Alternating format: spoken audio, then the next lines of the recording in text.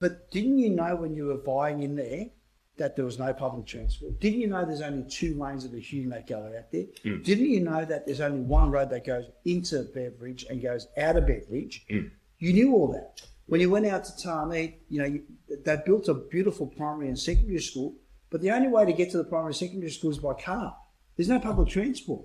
So we need to build the infrastructure before we sell. Yes, but going back to our earlier point, though. You knew. Back to the point that we made at the start, the governments who are in bed with Transurban want them to travel like in Western Sydney, right? The consumers pay a fucking fortune to go up and down because they want them to, because someone is making a killing through that, right? And that's Transurban.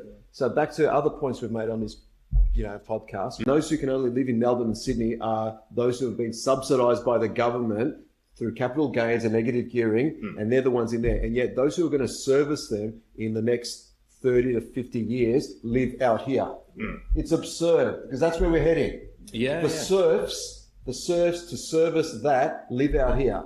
And that's the society that we're building on purpose. So to the point where we're not gaslighting anyone who's had to live out in Doreen or because they're beautiful. We've done it on purpose. We want them to be driving in and out because they are the serfs that have to come to service those who've been subsidised to own the buildings in there.